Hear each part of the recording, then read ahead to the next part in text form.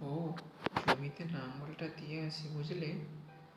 জমিদারের টাকা শোধ করতে হবে, না হলে ও আমাদের বলদ জোড়া নিয়ে যাবে। এই কথা বলেই চাষি বলদ দুটো নিয়ে মাঠে গেল। কি হে হারু, আমার সুদের টাকাটা কোথায়? টাকা না পেলে আমি তোমার বলদ জোড়া নিয়ে যাব। এই বলে জমিদার তার বলদ জোড়া নিয়ে যায়।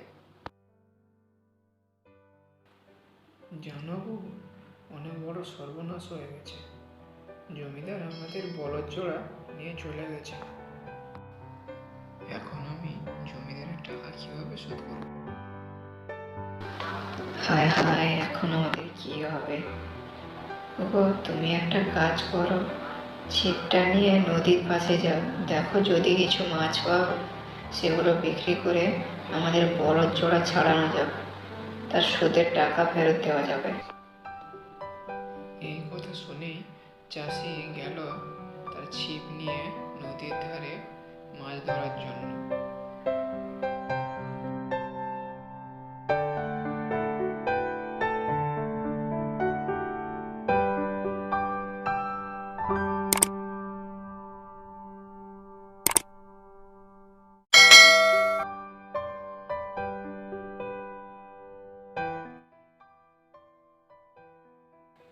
আরে, এই তো অনেক মাছ খেলা করছে।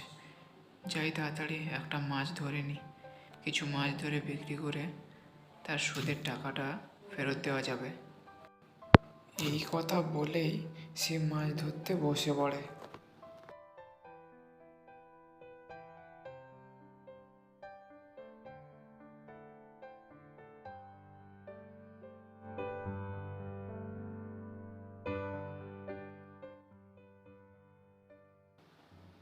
তারপর সে বেশ অনেকগুলাই মাছ ধরে বাজারে বিক্রি করে ওই টাকা নিয়ে জমিদারের বাড়িতে পৌঁছায়। তারপর জমিদারকে ও ওর তার সুদের টাকা ফেরত দেয় আর নিজের বলদ জোড়া নিয়ে বাড়ি ফিরে আসে।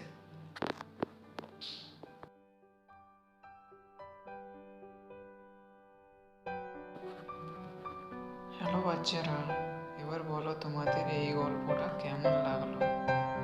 এই বুড়ো চাষিকে যদি তোমাদের ভালো লাগে তাহলে আমাদের চ্যানেলটা সাবস্ক্রাইব করে যাবে। আর হ্যাঁ, এরপর আরো অনেক নতুন নতুন মজার গল্প শুনতে পারবে।